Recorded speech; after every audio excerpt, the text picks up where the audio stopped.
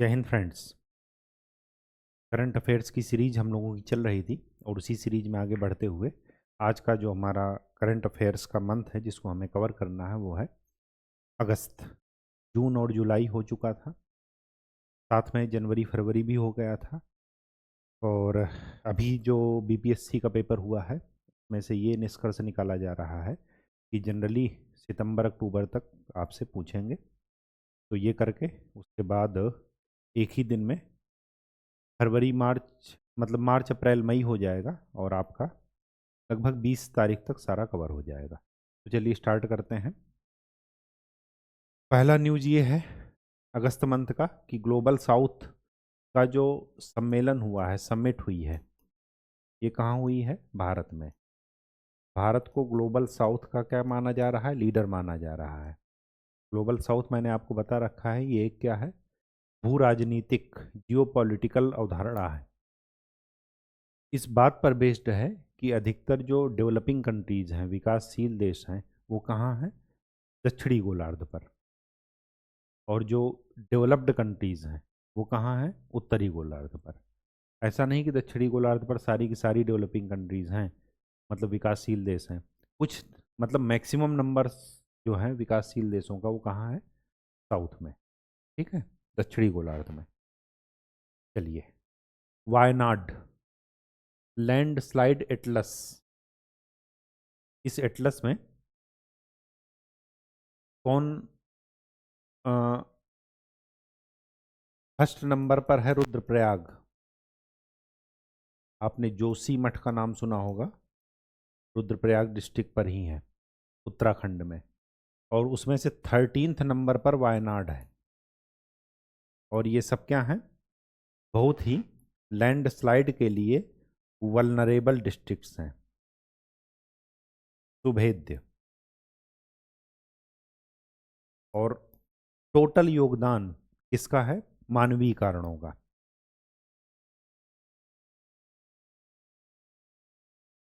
Vulnerable, इसमें योगदान किसका है? मानवीय कारणों का। जंगल काट रहे हैं,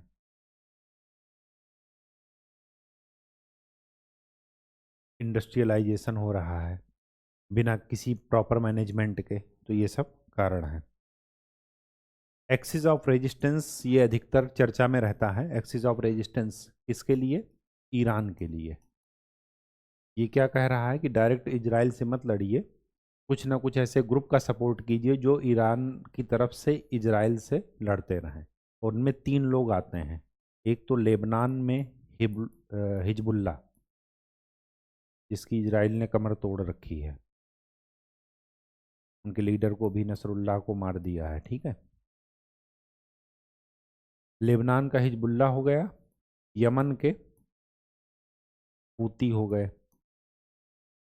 हूती या हौती, जो भी आपको न्यूज में सुनने में मिले, जो भी अच्छा लगे। और एक और है फिलिस्तीन में, कौन? हमास। ये इनके एक्सिस ऑफ रेजिस्टेंस कहे जाते हैं ईरान के लिए। ओलंपिक पेरिस में हुए हैं, ये आपको पता है। और आपके लिए इंटरेस्टिंग जो न्यूज है वो ये है कि यहाँ पर एक है सीन नदी। सीन नदी में तैराकी प्रतियोगिता होनी थी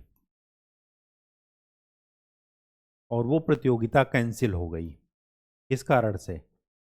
नदियों में प्रदूषण का स्तर इतना ज़्यादा है कि अगर कोई तैराक इसमें भाग लेता तो उसके स्वास्थ्य को खतरा रहता, प्रदूषण के कारण। तो ये आप मेंस में लिख सकते हैं एग्जाम्पल के तौर पर।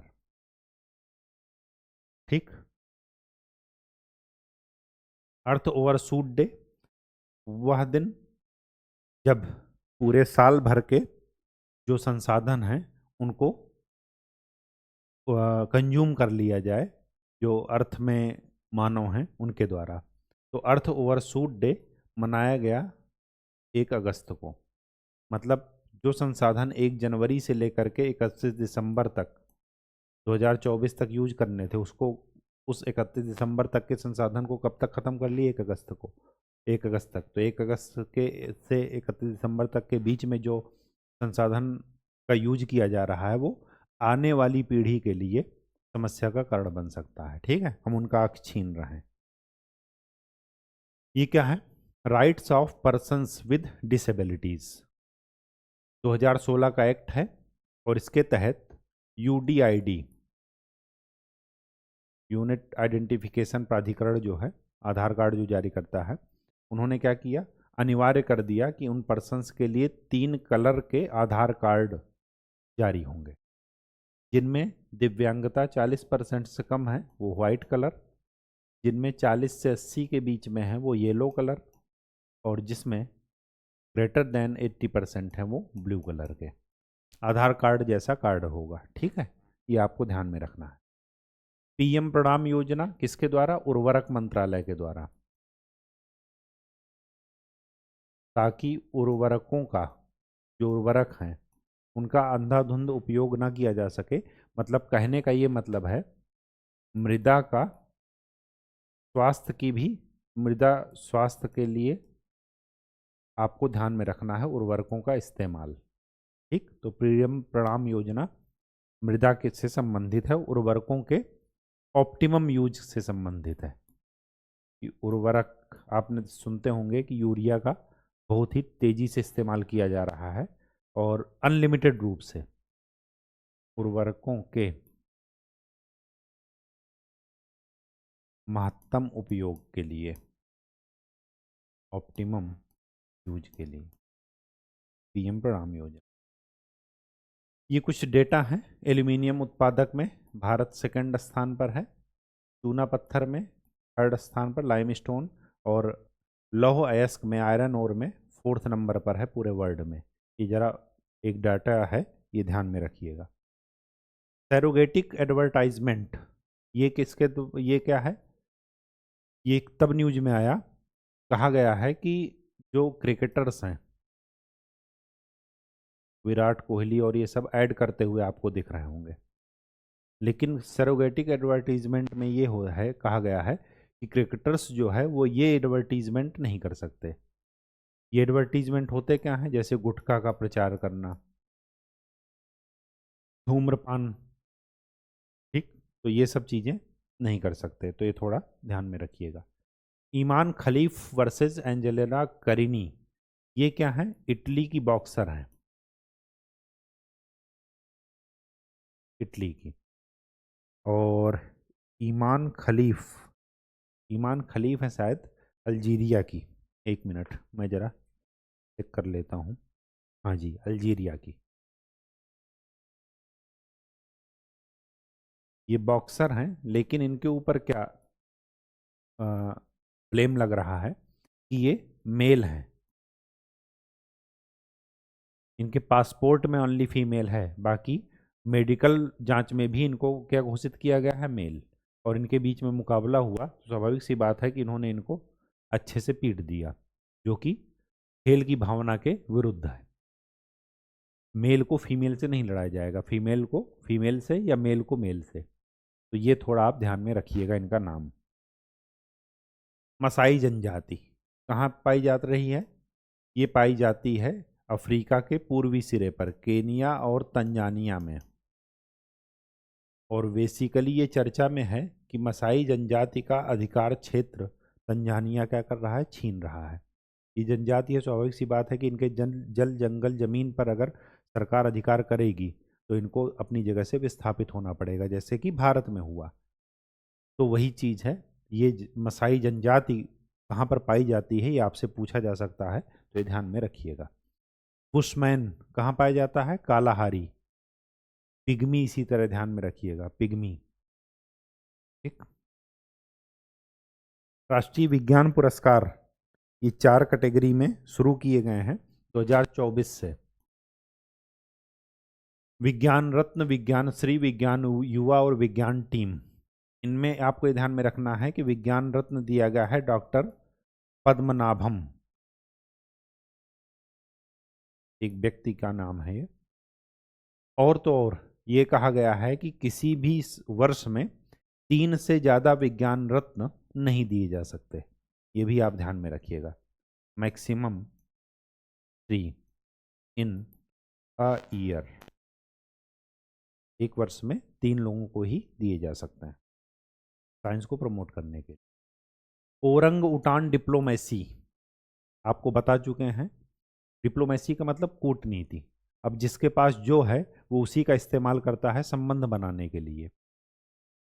तो डिप्लोमेसी में ओरंग उटान डिप्लोमेसी किसके लिए यूज हो रहा है? मलेशिया के लिए। मलेशिया में ओरंग उटान अच्छा पाए जाते हैं, जनसंख्या ज़्यादा है। लेकिन दिक्कत क्या है कि पाम ऑयल के प्रोडक्शन में मलेशिया नंबर 1 पर है। और पाम ऑयल के वृक्ष लगाने के लिए, पाम के जो पेड़ हैं उनको लगाने के लिए, पाम ऑयल के प्रोडक्शन को बढ़ाने के लिए वहाँ के जंगलों को काटा जा रहा है, जिसकी वजह से इन पर अस्तित्व का खतरा मंडरा रहा है। ठीक है, तो ओरंग उटान डिप्लोमेसी। इसी तरह चीन क्या करता है? पांडा डिप्लोमेसी। भारत क्या करता है? योगा डिप्लोमेसी करने लगा, सॉफ्ट पावर का इस्तेमाल करने लगा। या अभी बांग्लादेश जब शेख हसीना प्राइम मिनिस्टर थी तो भारत ने क्या किया कि त्रिपुरा से क्या किया, पाइनएप्पल, पाइनएप्पल की एक वैरायटी है क्वीन वैरायटी, तो वहाँ पर उनको जो है गिफ्ट के तौर पर भेजा। तो ये क्या है कि अगर यहाँ पर है कुछ चीज़ फेमस है भारत के पास और वो उसको यूज कर रहा है अपने संबंध को प्रगाढ़ करने के लिए, बनाने के लिए। ठीक है, तो ओरंग उटान डिप्लोमेसी ध्यान में रखिएगा। ओरंग उटान का IUCN स्टेटस क्या है? Critically endangered. ठीक। पोलैंड, तो प्राइम मिनिस्टर पोलैंड गए थे और पोलैंड से यूक्रेन की यात्रा उन्होंने क्या की? बाई ट्रेन की। तो पोलैंड में 3 जगह वो गए थे, कोल्हापुर कैंप, मोंटे कैरिसिनो और नवानगर के जाम साहेब स्मारक स्थल। स्वाभाविक सी बात है कि पोलैंड और भारत का रिश्ता सेकेंड वर्ल्ड वार के समय से फेमस है। लगभग 5,000 पोलैंड वासियों को भारत ने क्या दिया था? शरण दिया था जब सेकेंड वर्ल्ड वार चल रहा था।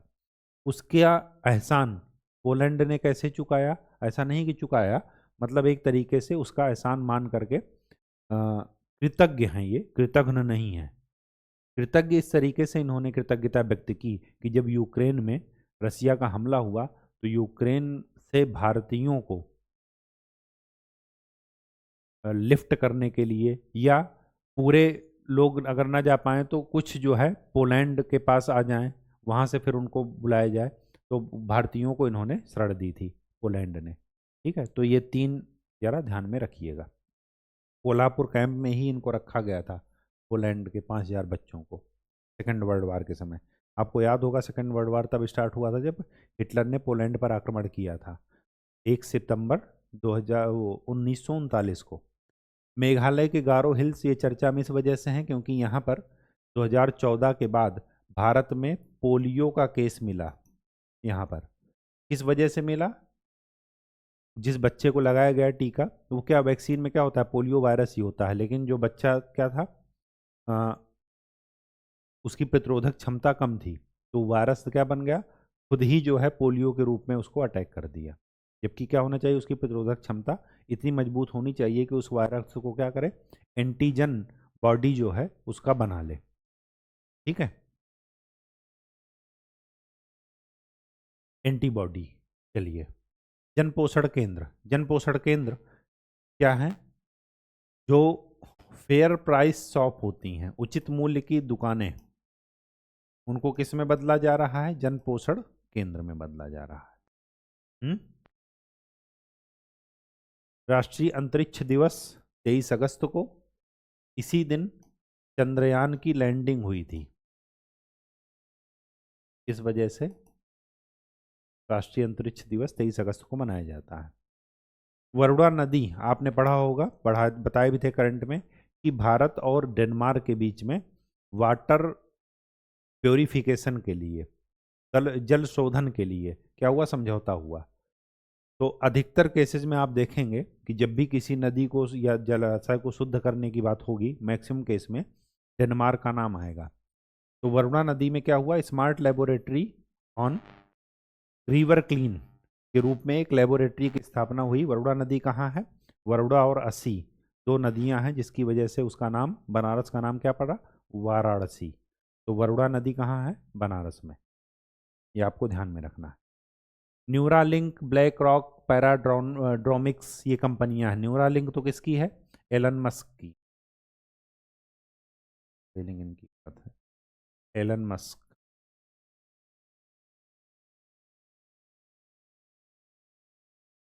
इन कंपनियों पर क्या जो है ब्लेम लगा है कि ये क्या कर रही हैं,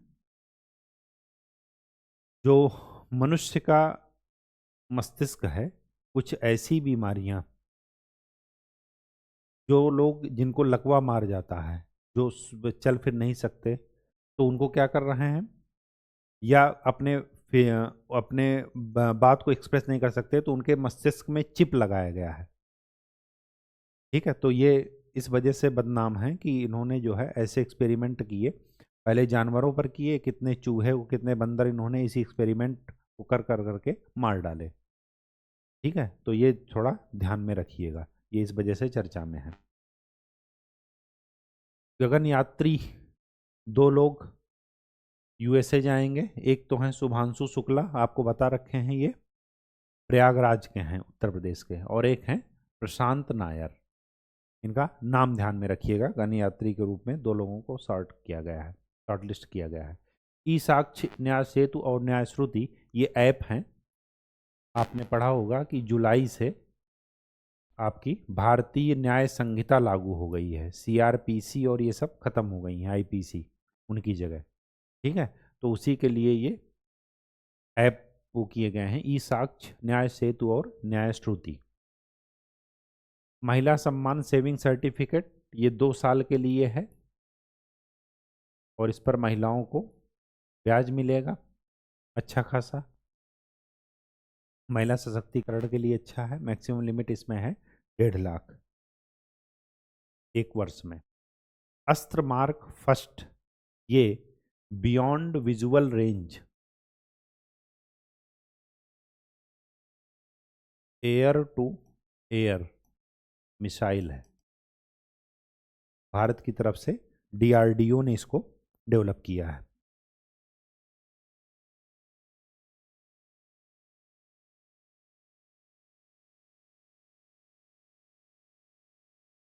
ठीक है,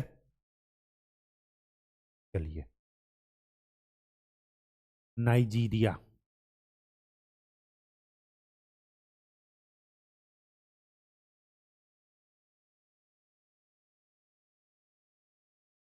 नाइजीरिया क्यों चर्चा में है? नाइजीरिया इस वजह से चर्चा में है क्योंकि यहां पर ऑयल सब्सिडी समाप्त कर दी गई, जिसकी वजह से महंगाई बढ़ गई।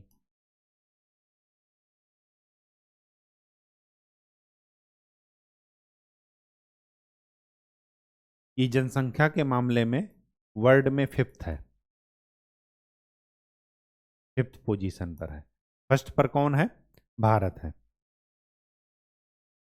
सॉरी, 5th नहीं है, 7th है, 7th।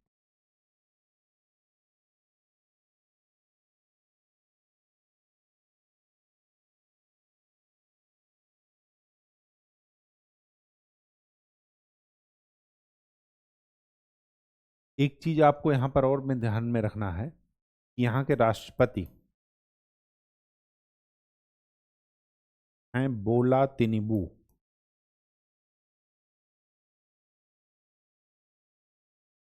इन्होंने ही ये डिसीजन लिया था अपनी इकोनॉमी को ध्यान में रख करके। एक चीज इसके बारे में और ध्यान में रखिएगा कि ये ओपेक का सदस्य है, जो ऑयल एक्सपोर्टिंग कंपनी है, पेट्रोलियम एक्सपोर्टिंग कंपनी, वो सॉरी कंट्रीज हैं, देश, उनका भी ये मेंबर है। ओपेक क्या है? पेट्रोलियम निर्यातक देशों का संगठन है, तो ओपेक का मेंबर है ये भी आपको ध्यान में रखना है। इस वजह से न्यूज में है। बेली ब्रिज, जब वायनाड में क्या हुआ, भूस्खलन हुआ, तो सेना के द्वारा ये ब्रिज क्या हुआ, तैयार किया गया बहुत ही जल्दी तरीके से। तो बेली ब्रिज क्या होता है कि उनके कंपोनेंट जैसे शादी ब्याह में टेंट हाउस लगता है ना, कि कंपोनेंट आए और उनको असेंबल करके एक अच्छा सा पूरा मंडप बना दिए। ठीक वैसे ही बेली ब्रिज में क्या होता है कि मॉड्यूलर ब्रिज है एक तरीके से। मॉड्यूलर का मतलब ये हुआ कि कंपोनेंट अलग अलग हैं और उनको आपस में असेंबल करके बहुत ही क्विक रिस्पांस या बहुत ही कम समय में ब्रिज बना दिया गया। तो बेली ब्रिज का नाम ध्यान में रखिएगा, वायनाड में ही चर्चा में आया। राष्ट्रीय हैंडलूम दिवस और रविंद्रनाथ टैगोर जी की जयंती पुण्यतिथि ये कब पड़ती है? 7 अगस्त। 7 अगस्त को एक चीज और ध्यान में रखिए। क्या ध्यान में रखिए? 7 अगस्त को ही स्वदेशी आंदोलन 1905 में शुरू हुआ था। अगस्त का महीना बहुत राष्ट्रीय आंदोलन के लिए बहुत ही फेमस, बहुत ही महत्वपूर्ण है। 8 अगस्त को भारत छोड़ो आंदोलन शुरू हुआ था।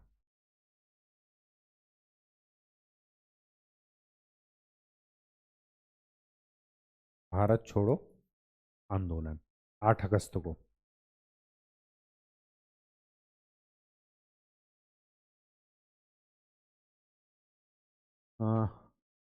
सॉरी, 8 अगस्त को नहीं, हाँ, नहीं 8 अगस्त को नहीं, 9 अगस्त को भारत छोड़ो आंदोलन। 8 अगस्त को क्या हुआ था? अगस्त प्रस्ताव पारित हुआ था 1940।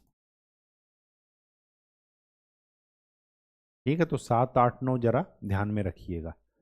7 को ही स्वदेशी आंदोलन, 8 को अगस्त प्रस्ताव 1940 और भारत छोड़ो आंदोलन 1942 9 अगस्त को। और इसी दिन क्या पड़ता है? राष्ट्रीय हैंडलूम दिवस। और रविन्द्रनाथ टैगोर की पुण्यतिथि भी इसी दिन पड़ती है। आर्टिफिशियल शुगर, सुक्रोलोज को आर्टिफिशियल शुगर के नाम से जाना जाता है। देखिए, शुगर कार्बोहाइड्रेट्स होते हैं,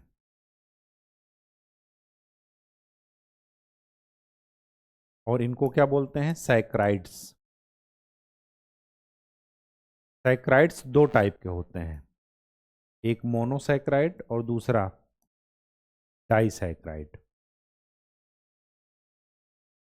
मोनोसैकराइड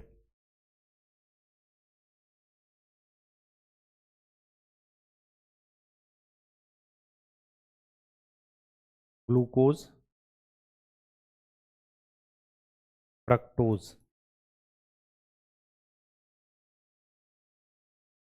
सुक्रोज और लैक्टोज। ग्लूकोज, फ्रक्टोज मोनोसैकराइड होते हैं, और डाइसैकराइड कौन होते हैं? सुक्रोज और लैक्टोज। फ्रक्टोज ओनली फ्रूट्स में होता है, फलों में, और लैक्टोज डेयरी प्रोडक्ट्स में होता है। दूध, दही, पनीर थोड़ा थोड़ा मीठे लगे तो क्या है? लैक्टोज। ठीक है, ये थोड़ा ध्यान में रखिएगा। दीनदयाल अंत्योदय योजना, national rural urban national rural urban livelihood mission, ठीक है, राष्ट्रीय ग्रामीण शहरी आजीविका मिशन। इसके तहत एक अभियान चला, उसका नाम है million designers and billion dreams. ये जरा ध्यान में रखिएगा कि किसके द्वारा है, ये इसी नाम से पूछ लिया जाएगा। चलिए, येन कैरी ट्रेड अभी चर्चा में आया। येन है जापान की मुद्रा। हो क्या रहा था कि आपने सुना होगा, यूट्यूब पर कई लोग बताते होंगे या ऐसे भी सुने होंगे कि ए, बी और सी 3 लोग हैं,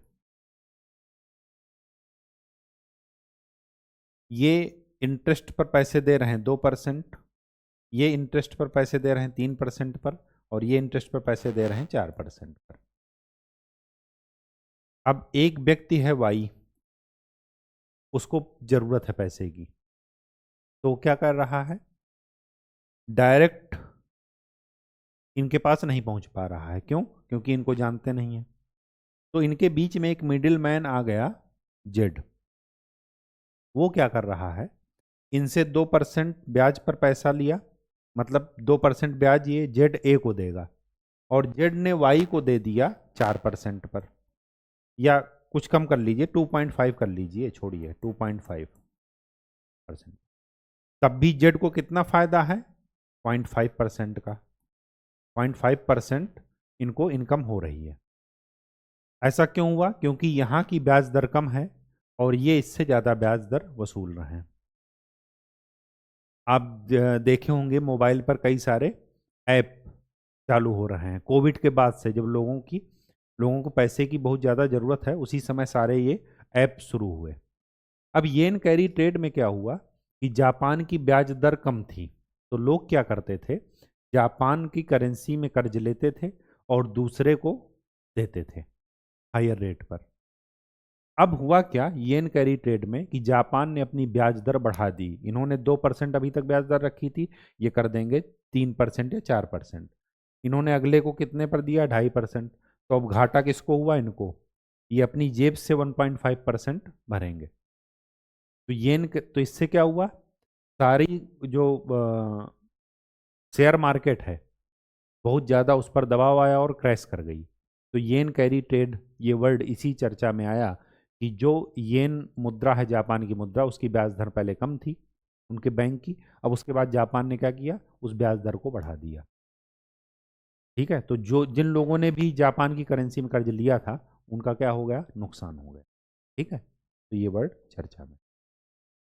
सद्भावना दिवस 20 अगस्त को मनाया जाता है। ये उनकी पुण्यतिथि है, किसकी?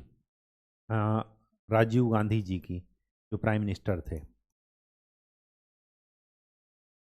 1984 से 89 के बीच में ये प्राइम मिनिस्टर थे। पुण्यतिथि, सद्भावना दिवस। सतारा का मन्या चिवाड़ी गांव, ये महाराष्ट्र का पहला सोलर विलेज है, पहला सौर गांव, जहां पर पूरा सब कुछ सोलर पावर ही से ही चल रहा है। राइज पहल, रैपिड इनोवेशन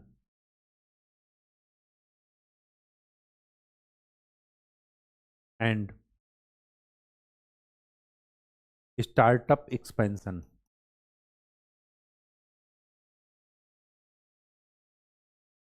स्टार्टअप को बढ़ावा देने के लिए, इनोवेशन को बढ़ावा देने के लिए किसकी किसकी पहल है ये?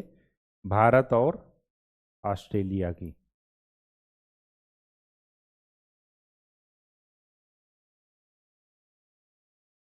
Lender of last resort, RBI के द्वारा ये रिपोर्ट पब्लिश की गई। स्वीडन क्यों चर्चा में है? आपको मैंने बता रखा है कि रोमानिया यूरोप में उसने क्या किया, ब्राउन बियर्स को मारने की अनुमति दी। स्वीडन ने भी यही किया। देखिए, नॉर्वे, स्वीडन, ये सब क्या हैं? यूरोपियन कंट्रीज हैं, पर्यावरण के लिए बहुत ही सजग। और जब ये कंट्रीज ऐसा कदम उठाती हैं तो वो न्यूज़ का मुद्दा बनना ही बनना है।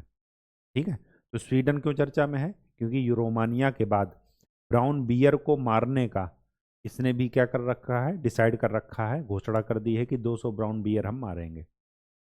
ठीक है, ऐसा नहीं कि खाने के लिए मारेंगे, वहाँ पर जनसंख्या ज़्यादा हो गई है इनकी, लोगों को ये डिस्टर्ब कर रहे हैं, लोगों पर हमला कर रहे हैं इस वजह से। ठीक है, तो ये ज़रा ध्यान में रखिएगा। छत्तीसगढ़ में भारत का थर्ड सबसे बड़ा टाइगर रिजर्व, ये आपको बता रखे हैं, गुरु घासीदास तिमोर पिंगला। गुरु घासीदास नेशनल पार्क है, तिमोर पिंगला बर्ड सेंचुरी है, और दोनों को मिला करके ये ये भारत का क्या होगा? 56वां टाइगर रिजर्व होगा, ये आपको बता रखे हैं। ठीक है, अब यहाँ पर आ गया तो बता दिए। MPC monetary policy committee RBI form करती है, उसमें 3 सदस्य होते हैं आरबीआई के, और 3 सदस्य होते हैं सेंट्रल गवर्नमेंट के। 2016 से ये, 2015 से आई थिंक, हाँ 15-16 से ये चलने लगा है। ठीक है, इसके बारे में खास बात ये होती है कि आरबीआई एक्ट 1934 के सेक्शन 45 जेड बी के तहत ये गठित होती है। हर 6 महीने में वो ये क्या करते हैं, रिव्यू करते हैं। ठीक है, 6 महीने में नहीं, क्वार्टरली, हर 3 महीने, हर 4 महीने में, नहीं हर 3 महीने में। ठीक है। दूसरी बात आपको जो ध्यान में रखना है कि पिछले 2 साल से लगभग इन्होंने बैंक रेट में, रेपो रेट में कोई परिवर्तन नहीं किया। रेपो रेट अभी कितनी है? 6.5%। वो मिनिमम रेट जिस पर ये जो है बैंकों को क्या करते हैं, आरबीआई बैंकों को लोन देते हैं, वो क्या है? 6.5%। एक होता है bank rate.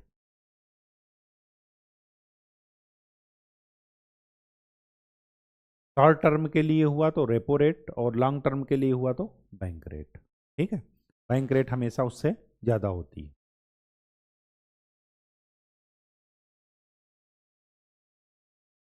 Quality competition of India, भारतीय गुणवत्ता परिषद,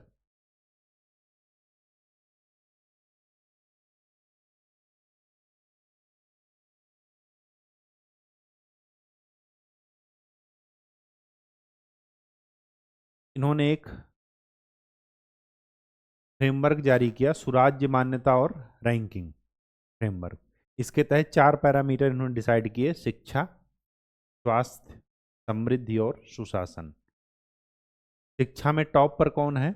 उत्तर प्रदेश। स्वास्थ्य पर छत्तीसगढ़, कर्नाटक और तमिलनाडु। समृद्धि में गुजरात, कर्नाटक और राजस्थान। और उस भविष्य में इसको शामिल किया जाएगा, अभी तक इसको शामिल करके रैंकिंग नहीं बताई गई है। ये थोड़ा आप ध्यान में रखिएगा। विश्व जनजाति दिवस 9 अगस्त को।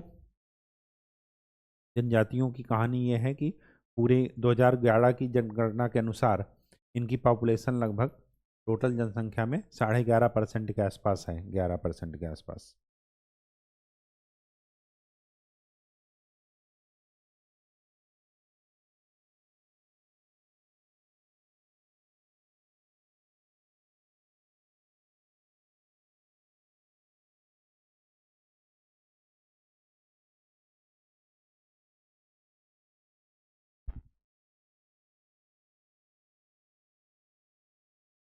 ग्यारह परसेंट नहीं है, ये लगभग 9% के आसपास है। विश्व की कुल जनजातियों की में विश्व की कुल जनजाति का 1/3 जनसंख्या वो कहाँ है? भारत में। 2011 की जनगणना के अनुसार जनजातीय आबादी भारत में कितनी है? 8.9%। परिसीमन आयोग, इसके बारे में न्यूज ये आई, अभी तक आप लोग पढ़ते होंगे पॉलिटी में, लक्ष्मीकांत वगैरह में, बुक में, कि परिसीमन आयोग के डिसीजन के विरुद्ध, निर्णय के विरुद्ध कोई भी जुडिशियल रिव्यू नहीं हो सकता। लेकिन अभी सुप्रीम कोर्ट ने क्या कह दिया है कि इनके भी डिसीजन पर, इनके भी निर्णय पर जुडिशियल रिव्यू हो सकता है, न्यायिक पुनरावलोकन हो सकता है। ये आपको ध्यान में रखना है। अब तक कितनी बार गठित हुआ है ये? 4 बार। ये यूपीएससी 2024 का क्वेश्चन है, ये आपका प्री का, कि अब तक कितनी बार ये गठित हुआ है। ठीक है। नागालैंड क्यों चर्चा में है? क्योंकि पहला राज्य है ये भारत का जिसने आपदा प्रबंधन के लिए इंश्योरेंस, बीमा अनिवार्य कर रखा है, अनिवार्य। तो कौन है? नागालैंड। वेनगंगा, नलगंगा। नलगंगा किसकी सहायक नदी है? तापी। वेनगंगा आप जानते ही होंगे किसकी सहायक नदी है। ठीक है। अब वेनगंगा, नलगंगा, इनको जो है जोड़ने की परमिशन है, मिल गई। नदी जोड़ो परियोजना, महाराष्ट्र। वेनगंगा किसकी है? गोदावरी की। विश्व हाथी दिवस और विक्रम साराभाई जयंती कब मनाई जा रही है? 12 अगस्त को। अच्छा, अब देखिए, ये तो आपको पता है कि ओलंपिक कहाँ हुए 2024 में? पेरिस में। 2028 में कहाँ होंगे? लॉस एंजलिस में। 2032 में कहाँ होंगे? ऑस्ट्रेलिया में। 2036 में कहाँ होंगे? भारत मेजबानी मांग रहा है, अभी डिसाइड नहीं हुआ। अब यहाँ पर क्या है, आपको जो ध्यान में रखना है कि सबसे ज़्यादा वहाँ पर यहाँ पर पदक किसने जीते? अमेरिका ने। सेकंड पर कौन है? चीन। भारत कौन सी पोजीशन पर है? 17वीं पोजीशन पर। भारत के पास कितने मेडल आए? 15, वो सॉरी, 1 सिल्वर आया और 5 ब्रॉन्ज आए। सिल्वर कौन लाए? मनु भाकर, शूटिंग में। 5 ब्रॉन्ज में से 3 तो शूटिंग से आए। उनमें से एक खिलाड़ी का नाम याद रखिएगा, स्वप्निल कुसाले। ये आपको मैच ऑफ द फॉलोइंग में आएगा कि कौन सा नाम किस खेल की विधा से जो है क्या है, मैच कर रहा है, मतलब कौन सा खिलाड़ी कौन से खेल से संबंधित है। तो स्वप्निल कुसाले शूटिंग में। 5 ब्रॉन्ज में से 3 शूटिंग से आए और 2 कहाँ से आए? एक आया रेसलिंग से, कुश्ती से, और एक आया हॉकी से। ये जरा ध्यान में रखिएगा। अच्छा, ये जो पहले ही लिस्ट लिखी है, पीवी सिंधु और शरत कमल। शरत कमल किससे संबंधित है? टेबल टेनिस से। पीवी सिंधु किससे संबंधित है? बैडमिंटन से। ये ओपनिंग सेरेमनी में इन्होंने भारतीय ध्वज के वाहक थे ये, और क्लोजिंग सेरेमनी में ये दोनों लोग थे। ये शूटिंग से संबंधित है मनु भाकर, और पीआर श्रीजेश कहाँ से? फुटबॉल से। वो सॉरी, हॉकी से। मनु भाकर, ये क्लोजिंग सेरेमनी, ये थोड़ा ध्यान में रखिएगा। भारतीय गिद्ध क्यों चर्चा में है? क्योंकि पहली बार इनका क्या किया गया है?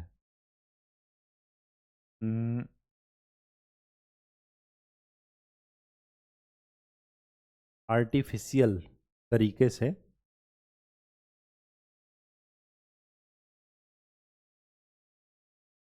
प्रजनन करा करके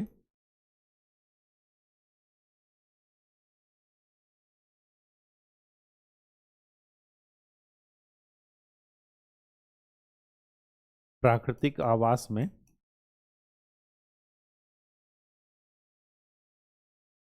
पुनः स्थापित किया गया है। आपने एक नाम सुना होगा, एक दवा का। दवा का नाम क्या है? डाइक्लोफिनैक। जानवरों को दवा दी जाती है, और जब वो मृत होते हैं तो मृत जानवरों को भारतीय गिद्ध खाते हैं। अब ये दवा इनके किडनी को डैमेज कर देती थी, तो इनकी डेथ हो जाती थी। ठीक है, ये जानवरों को दर्द या बुखार या बाकी चीज़ों के लिए इसको दिया जाता था। अच्छा, ये कहाँ पर हुआ?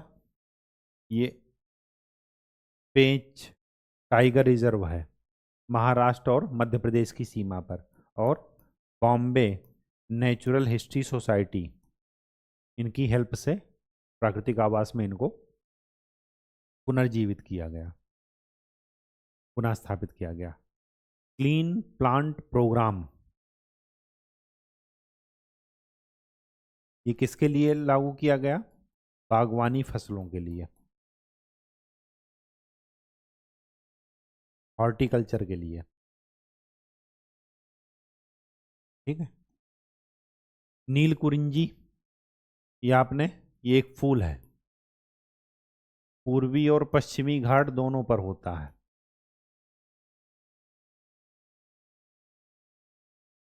ठीक है, भारत के।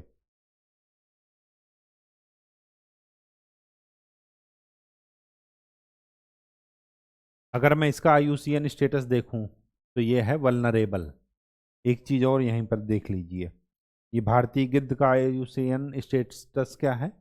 CR, critically endangered.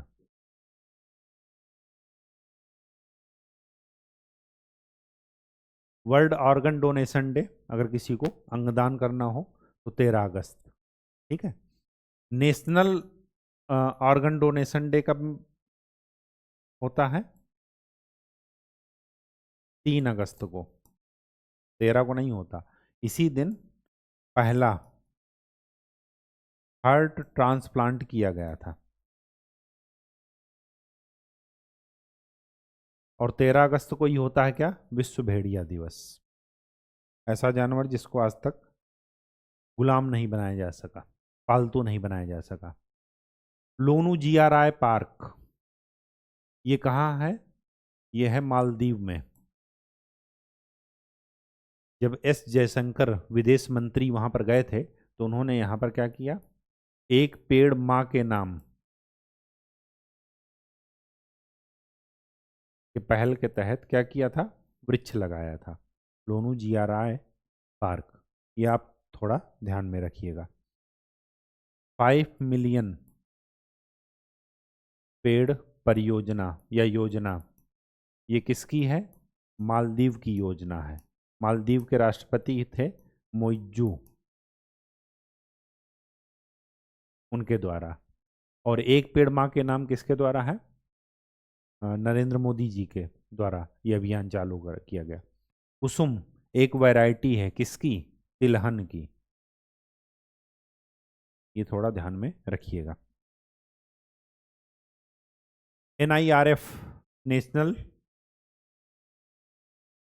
Institute ranking framework, इसके तहत जो भारतीय संस्थान है उनकी रैंकिंग डिसाइड की जाती है, उनकी रैंकिंग निर्धारित की जाती है। उनमें सबसे टॉप पर है कौन? IIT मद्रास चेन्नई, ये टॉप पर है, फर्स्ट पर। सेकंड पर कौन है? IISc Indian institute of science Bangalore में है। और थर्ड पर कौन है? IIT बॉम्बे।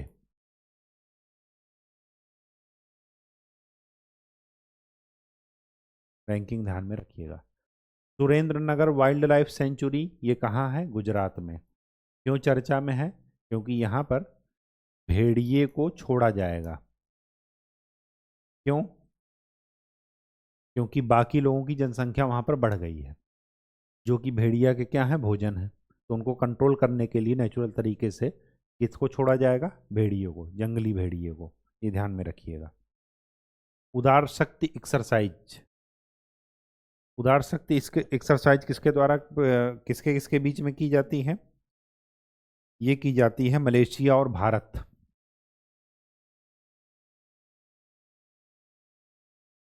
मित्र शक्ति किसके द्वारा, किसके किसके बीच में? श्रीलंका और भारत। गौरव क्या है? ये एक ग्लाइडेड बॉम्ब है। ठीक है, ये आपसे पूछा जाएगा। लॉन्ग रेंज ग्लाइडेड बम। 3 रामसर साइट्स ऐड हुई हैं, 2 तमिलनाडु की हैं, जिनमें से 2 की दोनों नंज नारायण और काजुवेली, ये दोनों बर्ड लाइफ सेंचुरी हैं, या बर्ड सेंचुरी लिखिए, पक्षी अभ्यारण्य। और एक है मध्य प्रदेश की, कौन? तवा जलाशय, ये मध्य प्रदेश का। इस 3 को और ऐड करके टोटल रामसर साइट्स भारत में कितनी हो गई है? 85। पहले 80 थी, 2 पहले फिर ऐड हुई, फिर 3 ऐड हुई, 2 बिहार की ऐड हुई थी, ठीक है, और 3 ये 2 तमिलनाडु की, 1 मध्य प्रदेश की। तो टोटल अब कितनी है? 85। ये डेटा ध्यान में रखिएगा। भारत रामसर साइट्स कन्वेंशन में कब शामिल हुआ? 1982 में। रामसर साइट्स कन्वेंशन हुए कब थे? 1971 में। रामसर क्या है? ईरान का एक शहर है, शहर का नाम है। टोटल देखा जाए तो तमिलनाडु में आर्द्र भूमियों की संख्या, रामसर साइट्स की संख्या ज़्यादा है, कितनी है? 18। और उत्तर प्रदेश में कौन है? तो कितनी है? 10। सेकंड नंबर पर उत्तर प्रदेश। क्षेत्रफल के आधार पर गुजरात में सबसे ज़्यादा है, फिर आंध्र प्रदेश और फिर उत्तर प्रदेश तीसरे नंबर पर। पूरे वर्ल्ड में सबसे ज़्यादा कहाँ है? ब्रिटेन में। और फिर सेकंड नंबर पर कहाँ है? मैक्सिको में। बोलीविया में क्षेत्रफल के आधार पर सबसे बड़ी आर्द्र भूमि है पूरे वर्ल्ड में। उसको बोलते हैं पेंटानल, ऐसे करके है कुछ नाम, ठीक है। सबसे बड़ी आर्द्रभूमि बोलीविया में। साउथ अमेरिका की कंट्री है, दक्षिणी अमेरिकी महाद्वीप। पेंटुनटोंग चिनावाड। पेंटुनटोंग चिनावाड क्या है? ये थाईलैंड की या वियतनाम की पीएम है।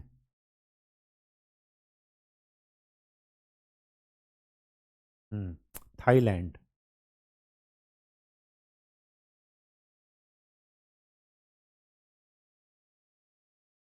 थाईलैंड की सबसे युवा पीएम। और जब इनका चुनाव हुआ तो बिम्स्टेक की मीटिंग भी स्थगित कर दी गई थी। ये हुआ था कि मीटिंग जो है बाद में रखेंगे, पहले इनका शपथ ग्रहण समारोह हो जाए उसके बाद, ठीक। तो पेंटुन टांग चिनावाड का नाम ध्यान में रखिएगा। सूडान। सूडान में ये है अरबात जो लिखा है, ये एक डैम है, ये टूट गया था, टूटा। इसके कारण, बाढ़ के कारण। तो ये जरा ध्यान में रखिएगा कि अरबात डैम कहाँ है? सूडान में। सूडान में जो फोर्सेस हैं वहाँ की और लोकल लोगों के बीच में क्या हो रहा है? कॉन्फ्लिक्ट हो रहा है, संघर्ष हो रहा है, ठीक है। और दो फोर्सेज के बीच में भी, आपस में दो गुटों के बीच में भी आपस में क्या चल रहा है? संघर्ष चल रहा है। सूडान का मैप अच्छे से ध्यान में रख लीजिएगा। ये जो है इसी से अलग होकर के 2011 में साउथ सूडान बना, ठीक है। और हार्न ऑफ अफ्रीका के बगल में है, हार्न ऑफ अफ्रीका में शामिल नहीं है, ये भी ध्यान में रखिएगा। हार्न ऑफ अफ्रीका में कौन कौन शामिल है? सीड, सोमालिया, इथोपिया, इरिट्रिया और जिबूती। डी का मतलब जिबूती, डी से उसका नाम शुरू होता है, ठीक है। तो हॉर्न ऑफ अफ्रीका में ये सीड शामिल है। चलिए, अब नेक्स्ट क्या है?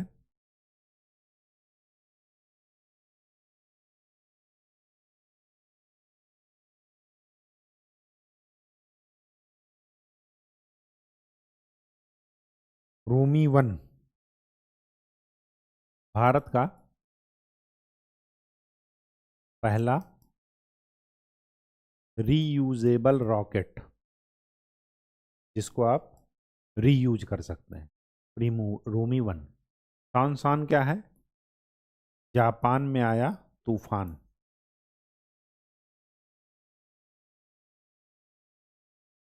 का नाम सान है।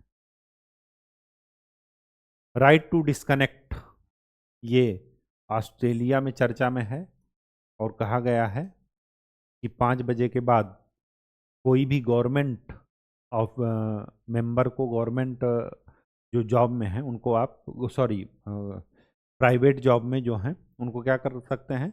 उनको आप डिस्टर्ब नहीं कर सकते ऑफिस टाइम के बाद। तो वो है राइट टू डिस्कनेक्ट, ठीक है, अलग होने का अधिकार। अब एक चर्चा में है national industrial corridor development programme. ये कहाँ कहाँ से जाएगा वो देखिए। खुरपिया है कहाँ? उत्तराखंड में। राजपुरा पटियाला कहाँ है? पंजाब में। ये इनको कनेक्ट कर रहा है। जोधपुर पाली कहाँ है? राजस्थान में। पलक्कड़ कहाँ है? महाराष्ट्र में। दिघी कहाँ है? महाराष्ट्र में। आगरा प्रयागराज कहाँ है? यूपी में। गया कहाँ है? बिहार में।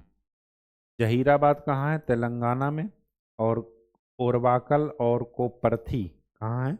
आंध्र प्रदेश में। टोटल 10 राज्यों से होकर के जा रहा है। 10 राज्यों को ये कनेक्ट करेगा। ये थोड़ा इनके पॉइंट्स से जो नोट्स हैं इनको जरा थोड़ा ध्यान में रखिएगा कि कहाँ कहाँ से, विशेष करके यूपी का पूछा जा सकता है कि यूपी में कहाँ से पास हो रहा है। हिलचोल। हिलचोल क्या है? ये भारत बायोटेक के द्वारा सिंगल स्ट्रेन कॉलरा वैक्सीन है। हिलचोल। हिमाचल प्रदेश क्यों फेमस हुआ, क्यों चर्चा में है? भारत का इकलौता पहला राज्य है जिसने महिलाओं की विवाह की उम्र, शादी की उम्र बढ़ा करके 18 वर्ष से क्या कर दी, 21 वर्ष। इससे क्या है, उनका सशक्तिकरण, उनको ज़्यादा टाइम मिलेगा अपने स्वास्थ्य पर ध्यान देने का, अपने करियर पर ध्यान देने। राष्ट्रीय खेल दिवस 29 अगस्त को किसके उसमें उपलक्ष्य में मनाया जाता है? मेजर ध्यानचंद की बर्थ डेट है ये, 29 अगस्त को। इसी समय राष्ट्रीय खेल पुरस्कार प्रदान किए जाते हैं, 6 कैटेगरीज में प्रदान किए जाते हैं। मेजर ध्यानचंद खेल रत्न पुरस्कार, ये क्या है? खेल रत्न पुरस्कार। ये अर्जुन पुरस्कार है, द्रोणाचार्य, मौलाना आजाद, मौलाना अबुल कलाम आजाद, अबुल कलाम आजाद। ठीक है, ट्रॉफी ये हमेशा यूनिवर्सिटीज को प्रदान की जाती है, यूनिवर्सिटी के बीच में मैच होता है। ये क्या है? Major Dhyan Chand award, major Dhyan Chand award. और ये क्या है? राजीव गांधी, राजीव गांधी नहीं, राष्ट्रीय खेल प्रोत्साहन पुरस्कार।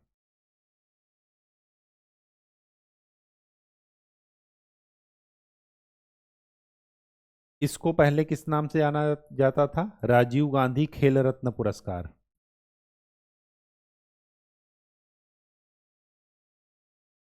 1991 में इसका नाम बदल करके क्या कर दिया गया? मेजर ध्यानचंद खेल रत्न पुरस्कार। ठीक है, अब आपको ये ध्यान में रखना है,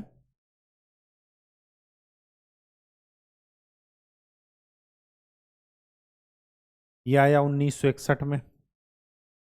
ये किसको दिया जाता है? जो पिछले 4 साल में बेहतरीन प्रदर्शन किए हों, और ऐसे 3 लोगों को अभी तक दिया जा चुका है। विश्वनाथन आनंद शतरंज के लिए, और कर्णम मल्लेश्वरी भारोत्तोलन के लिए, वेट लिफ्टिंग के लिए, और अभिनव बिंद्रा शूटिंग के लिए, इनको मिल चुका है। अर्जुन पुरस्कार 1961 में शुरू हुआ। द्रोणाचार्य कोच को मिलेगा, ये यूनिवर्सिटीज़ को मिलेगा। Major Dhyan Chand lifetime achievement पुरस्कार, लाइफ टाइम अचीवमेंट, ये 2002 से शुरू हुआ है। और ये राष्ट्रीय खेल प्रोत्साहन पुरस्कार, ये निजी और सार्वजनिक दोनों, उसमें दोनों क्षेत्र में जिन्होंने खेलों को बढ़ावा दिया है उनको मिलेगा। ठीक है, एक चीज और यहां पर ध्यान में रखिएगा कि 2004 में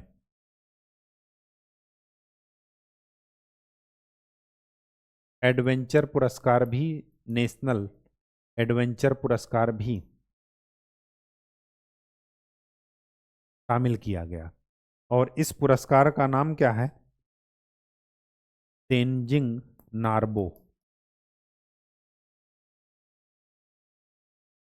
ये 2004 से शामिल किया गया। तो टोटल 7 कैटेगरीज में दिया जाता है, ये ध्यान में रखिएगा आप। फिच, फिच क्या है?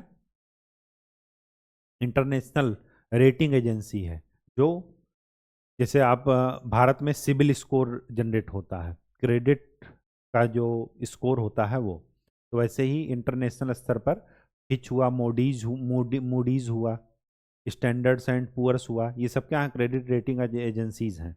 इनकी आलोचना तब हुई जब 2008 का वैश्विक संकट आ गया, आर्थिक मंदी आ गई, और ये विफल रही हैं उसको प्रेडिक्ट करने के लिए। तो फिच ने क्या किया? भारत की रेटिंग में सुधार कर दिया, BBB कर दिया, पहले BBB- थी। बधावन पोर्ट महाराष्ट्र में है, ये ग्रीन पोर्ट बनेगा। अभी तक टोटल 12 हैं, अभी 13वां बन जाएगा बधावन पोर्ट। ठीक है, ग्रीन पोर्ट वो होते हैं जिन पर शुरू से काम हो जाता है, ग्रीन प्रोजेक्ट जिन पर इनिशियल लेवल से, मतलब पहले लैंड एक्वायर की जाएगी, फिर उसके बाद प्लानिंग और सब, अगर स्ट्रक्चर खड़ा किया जाएगा। अगर पहले से स्ट्रक्चर बना है उसको डिसमेंटल करके या कुछ उसमें ऐड या सब्ट्रैक्ट करके या उसका रिनोवेशन करके बनाना हो तो उनको ब्राउन प्रोजेक्ट बोलते हैं। तो बधावन पोर्ट क्या है? ग्रीन प्रोजेक्ट है, ये ध्यान में रखिएगा। The India way and why Bharat matters, ये क्वेश्चन है यूपीएससी 2024 का, और ये बुक्स हैं किसके द्वारा लिखी गई हैं? अपने विदेश मंत्री एस जयशंकर के द्वारा। तो ये बुक्स जरा ध्यान में रखिएगा, ये पूछा गया है, ठीक है।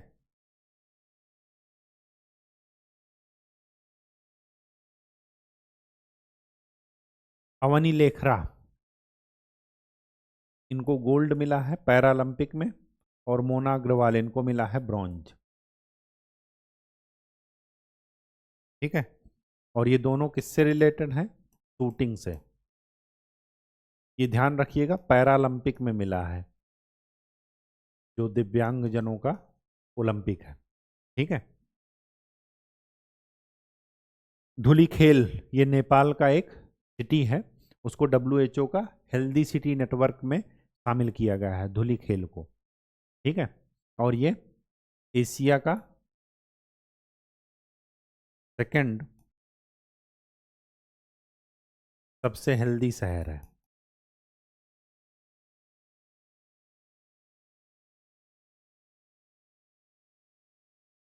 आसना क्या है? अरब सागर में चक्रवात। आसना नाम किसने दिया? पाकिस्तान ने। जनरली चक्रवात बंगाल की खाड़ी में आते हैं, अरब सागर में जो आते हैं उनका नाम ध्यान में रखिएगा, क्योंकि ये रेयर होते हैं। किसके द्वारा दिया गया? पाकिस्तान के द्वारा। बस आज के लिए इतना ही। नेक्स्ट लेक्चर में हम लोग अगले मंथ का करेंगे। तब तक के लिए खूब अच्छे से पढ़ाई कीजिए और चीज़ों का रिवीजन कीजिए। धन्यवाद।